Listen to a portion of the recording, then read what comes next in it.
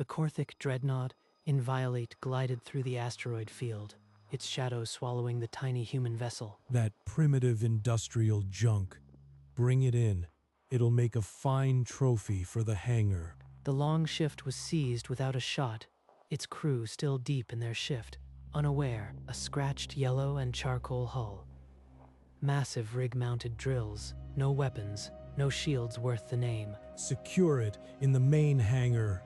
A trophy for the crew to mock. Let them keep working. It'll be amusing to watch them toil.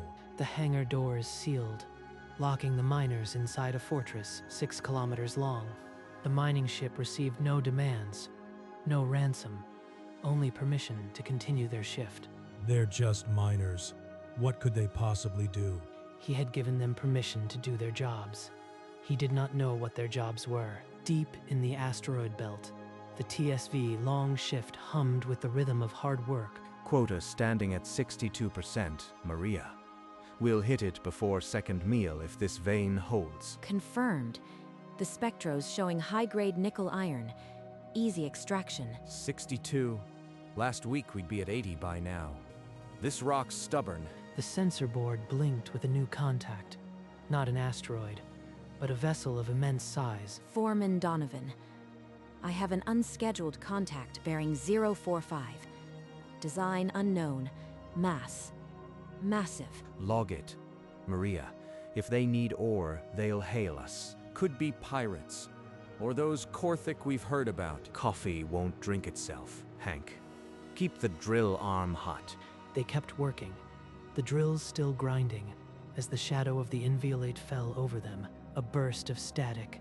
Then a cold reptilian voice filled the long shift's bridge. Human vessel. This is Captain Vren Karen of the Korthik Dreadnought Inviolate. You are now our property, a curiosity in our hangar. Understood, Captain.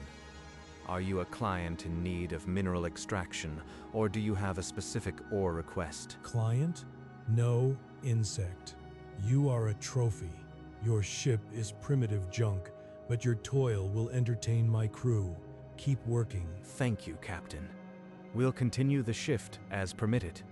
We appreciate the opportunity. The tractor beam engaged, dragging the long shift into the cavernous hangar. They're pulling us in. Should we resist? We could try to break free. Resist? No.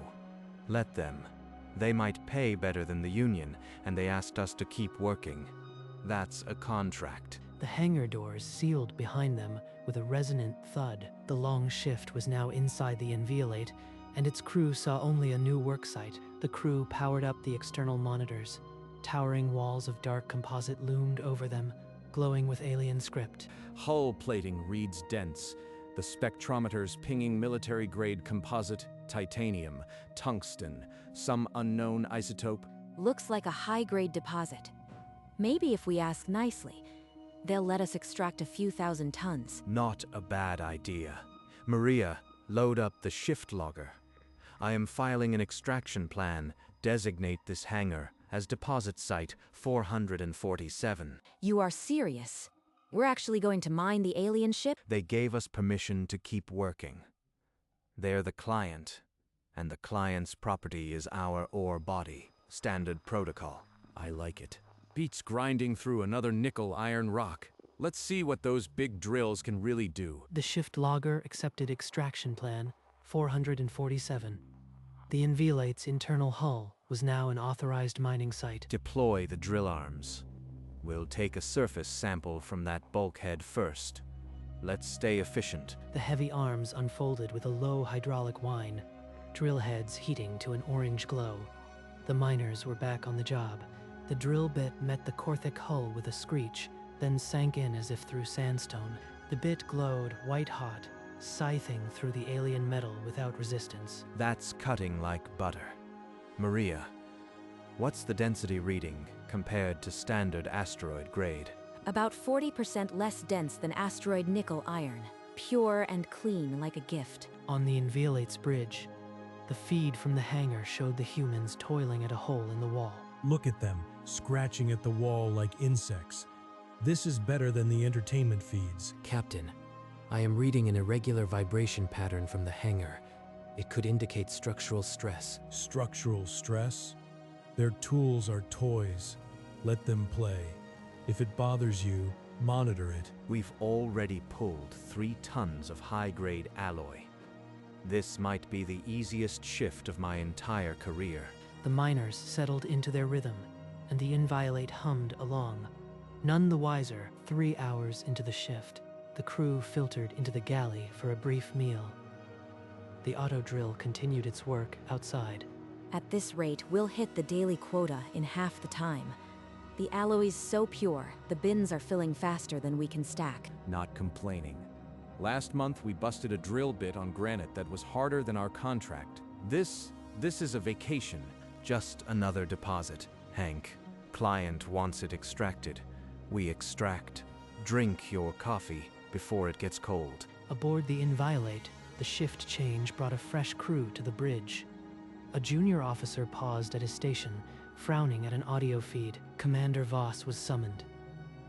The officer reported an irregular grinding noise emanating from the hangar bay. It's the human miners.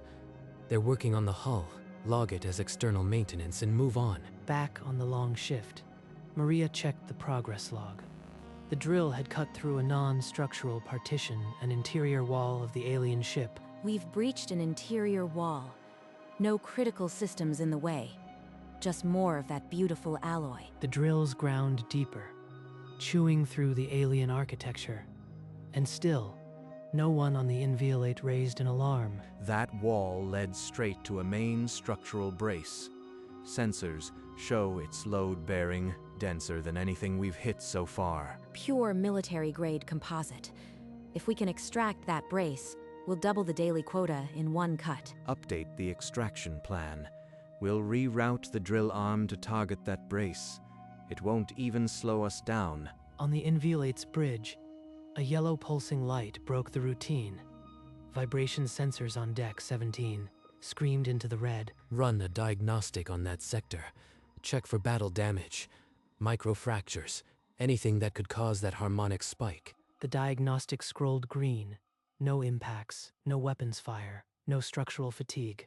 The alert was logged as a sensor glitch. Captain, a brief vibration spike on deck 17.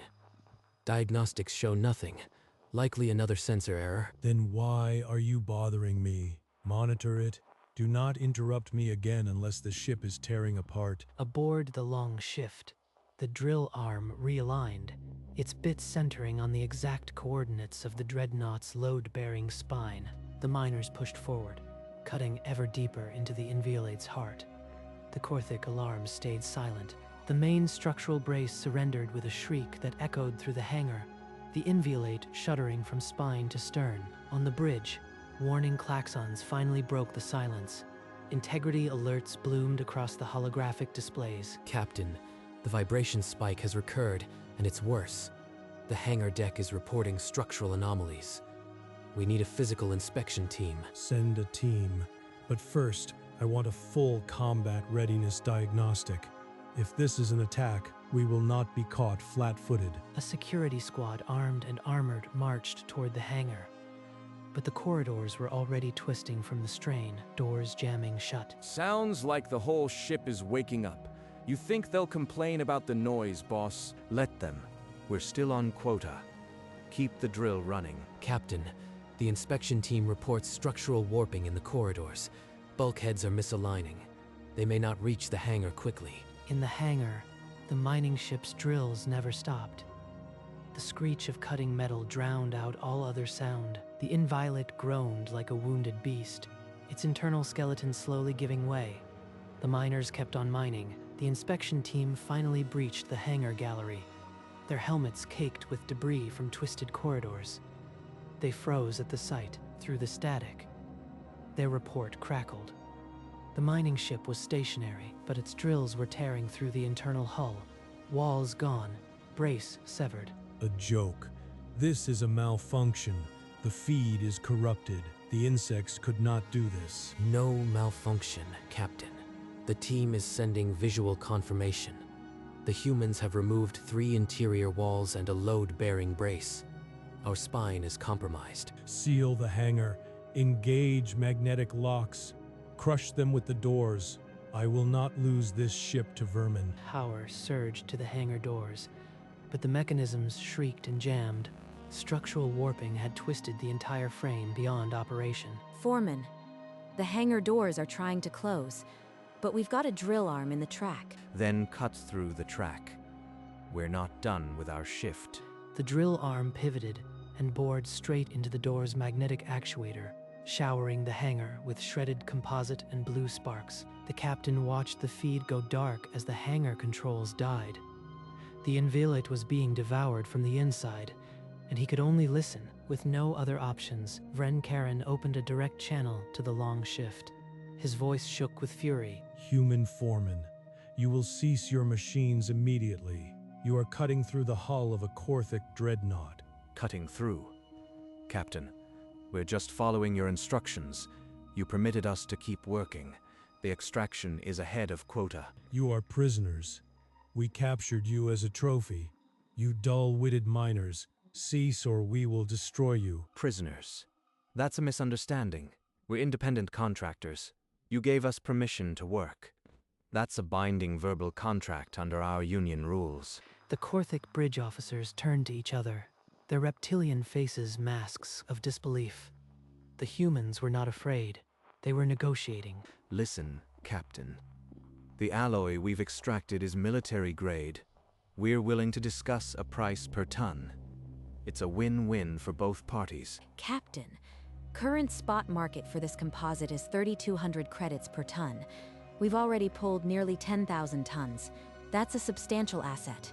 The comm channel filled with enraged Korthic shouting, crashing consoles, and the groan of the ship's tortured skeleton. The bridge was chaos.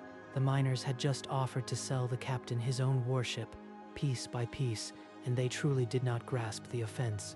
The captain's control broke. He slammed the comm panel and screamed a final threat. If you will not cease, I will obliterate your ship and everyone inside it. You have 10 seconds. Captain, destruction would breach the contract and forfeit over 10,000 tons of high-grade alloy.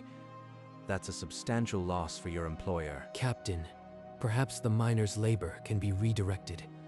They have already extracted valuable material. If we permit them to finish, and then seize it. Seize it? They are cutting the ship apart. There will be no ship left. We can stop if you prefer, but per union contract, compensation for work already performed is mandatory. Voss stepped closer, his voice low, but with a strange logic. Their drills are too dangerous to approach. Negotiate a fee for the material. It could offset repair costs. Sensible. We'll provide a full inventory. Now, about the per-ton rate. Maria, what's the standard commercial price again? The captain's reply was lost in a scream of rage that the comm channel mercifully cut short. The captain slammed the comm closed and opened a new channel, this time to the hangar armory. Deploy a boarding shuttle. Breach the human ship and kill every one of those insolent miners. A compact Korthic assault craft detached from its cradle, engines flaring as it banked toward the long shift. Foreman, incoming shuttle on attack vector. They're coming for our hull. A boarding party in an active extraction zone. That's a safety violation. Hank, adjust the number 2 arm to intercept. I can give it a bump, boss. But my rig's meant for rock, not fly swatting. The massive drill arm pivoted smoothly, its multi-ton cutter aligning with the shuttle's approach path like a conductor's baton. There was no crash, only a brief shriek of torn alloy. The shuttle split into 2 tumbling halves, debris spraying across the hangar. The Korthic bridge watched the feed in stunned silence. On the long shift, Donovan only rubbed his chin. That'll be an incident report. Maria, log it. Unexpected contact with client vehicle. Drill arm sustained cosmetic damage. The brace they had removed was a primary keel member. Without it, the aft superstructure could not hold. Abandoned ship. All hands to escape pods. The hull integrity is below critical levels. Decompression warnings wailed across 70 decks. Atmosphere vented in screaming gouts, and the ship's frame twisted visibly. Maria, what's our quota percentage? We must be nearing the finish line. 91%. But Foreman, there are explosions outside.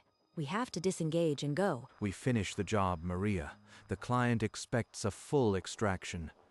Hank, can you take one last cut for me? The hull's so soft, now it's almost splitting on its own. One more bite and we'll pop it like an egg. Pods jettisoned in clusters, pinpoints of light against the darkening hull as the crew fled the doomed vessel. Then bite it, Hank. Everyone, harness up and hold on. This might be the last quick one. The drill spun up, bit into the final load-bearing spine, and the inviolate let out a sound no ship should make. The entire dreadnought convulsed. Decks sheared away in a rolling cascade of fire and atmosphere. On the bridge, consoles erupted in plumes of blue sparks. The captain's chair tore free from the deck and slammed against the bulkhead. Get me to an escape pod. Abandon ship. All remaining personnel now. Vren Karan staggered, dark blood streaming from a gash across his skull, as officers pulled him toward the escape hatches. Aboard the long shift, the hull groaned as shockwaves hammered through the hangar. Warning lights flickered, but the industrial frame held. Structural integrity of our ship is at 92%. The dampeners are holding, but barely. She's bucking like a bronco, but she'll hold. These rigs are built for asteroid impacts, not fancy alien engineering. Escape pods rocketed away from the fractured dreadnought, the ship's spine now visibly separating into two enormous sections. Donovan, still in his seat, checked the strap across his chest, as if ensuring his coffee wouldn't spill. Maria, once the shaking stops, give me the final count. I want to see if we beat the record. The grinding stopped, replaced by a sharp crack that became a roar. The outer hull peeled back, and the void rushed in. The hangar's atmosphere exploded outward, a hurricane of torn plating and blue sparks. The long shift's own lights never flickered. The magnetic clamps, stripped by the shockwave, released without command. The long shift became unmoored. Clamps are green. We're adrift in the hangar. What's left of it? Then let the drift take us. Helm, minimal thrusters. Just guide us out before the whole thing crushes us. The long shift slipped through the jagged opening, past the shredded alloy, and into the silent starfield beyond. Behind them, the Invalid buckled at the midsection. Two halves began to separate. A slow, majestic death. Foreman, the dreadnought. It's breaking in half. I see it, Maria. Just as I see our quota is now at 112%. The long shift drifted clear, its crew watching in silence as the capital ship's two halves drifted apart. An empire's pride reduced to scrap. Donovan opened the shift logger. His fingers moved with practiced calm, typing the final entry for extraction plan, 447. Total extracted. 14,200 tons of high-grade alloy. Shift complete. Logged at 1822 standard. He hit send, and the report queued itself for the next deep space relay to Union headquarters. 14,000 tons. That's almost half our monthly quota in one shift. What's our bonus on this? 6 figures? 7? Doesn't matter. I am buying a new set of teeth. The captain's hull fragments are still rattling in my drill, Chuck. Maria's hands were still shaking. She stared at the wreckage on the view screen, trying to process the magnitude. We just dismantled a warship. We didn't even mean to. We were just working. How does that even happen? We meant to extract the material, Maria. That's what miners do. The warship part was incidental. I do wonder, though. Does the client want delivery? We could probably charge extra for that. His chair creaked as he leaned back, and for the first time that shift, he allowed himself a genuine smile. The long shift's thrusters fired a soft burn, vectoring for the nearest human outpost. The wreckage of the Inviolate shrank in the rear view. A deep space salvage beacon pulsed green, marking their position for any Union or civilian recovery crews. Foreman, I've been replaying the captain's words. He called us prisoners and a trophy. We really were captives. Huh. They should have made that clearer. Seemed more like a client with poor communication skills. So does this mean we get combat pay? Because I definitely saw a boarding shuttle try to attack us before the drill arm ate it. The cargo bays were stacked to the overhead with neatly bundled dark alloy, tagged and ready for delivery. We'll let the unions sort out the details. If the Korthik want to argue, they'll have to go through the legal department. The legal battle could take years. Are we in trouble or heroes? We're miners, Maria. We did our job. Everything else is just paperwork. The long shift sailed on, full holds and a record quota, leaving behind the silent halves of a once proud warship. Weeks later, at the Interstellar Miners Union headquarters, a routine report sparked an emergency board meeting. The legal team spread Donovan's extraction plan across the conference table. The tonnage figure circled in red. They verified the spectrographic data. 14,200 tons of military-grade composite, half the monthly quota in one shift. They calculated the market value, 4,544,000 credits for the bulk alloy, plus a premium for purity. Then a service fee was appended. Unscheduled demilitarization of hostile capital vessel, per Field Hazard Clause 12. The invoice was transmitted via diplomatic channel to the Korthik government, with a polite cover note thanking them for their business. To the Korthik Empire, for extraction of 14,200 tons of hull composite plus demilitarization service. Total due, 5,120,000 credits. The Korthik official set the tablet down, his crest flush betraying the loss of a flagship's pride to a bill. The invoice arrived in the Korthik Council chamber, where it would spend the next 3 years under legal siege, but the numbers were immutable, backed by a valid extraction plan and a union that never lost a contract dispute. The Korthik government returned the invoice stamped with a single word: rejected. The cover note cited the destruction of a capital warship. The union responded with a 400-page legal brief, citing Captain Vren Karen's own words: let them keep working. They attached the extraction plan, the shift logger timestamp, and Maria's per tone quote. It was a contract, plain as day. The Korthik tried to argue mistake, coercion, and war. The human lawyers replied only with the captain's clear, recorded permission. The arbitration dragged on. A neutral tribunal reviewed every cut, every ton, every word. The miners' union never blinked. Physical evidence arrived. Samples of the alloy in wooden crates, stamped with the long shift's manifest. After 3 years, the Korthik Empire authorized full payment, plus interest, to avoid further humiliation. The transfer cleared. The union deducted its legal fees and dispersed a bonus to the long shift's crew. Eric Donovan received a personal notification. His bonus was 6 figures. The line item read, exceeded extraction quota, combat zone. He stared at the number, then closed the screen. A retirement fund was now fully funded. The easiest job he ever had. 3 years after the Korthik payment, Donovan called it. 30 years in the union, and he was done. We had a little something made for you, Foreman. It's the long shift, cast from the very alloy we mined that day. That's the prettiest thing I've ever seen that came out of a drill bit. Thank you, all of you. His bonus bought a quiet bar on a frontier colony.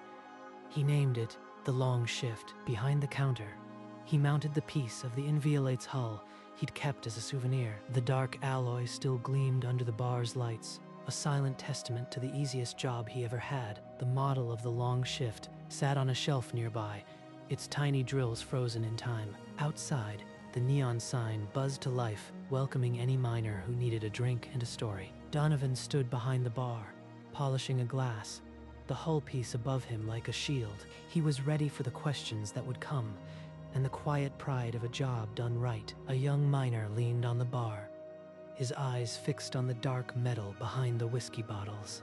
That's from a Korthik dreadnought. They let us park inside. We did our job. The miner's face folded into skepticism. Donovan only poured a drink. You think I am joking? I've got the invoice to prove it. He reached under the counter and pulled out a small plaque. Invoice paid in full, right from the Korthik treasury. He hung it beside the hull piece, the words settling like a final nail.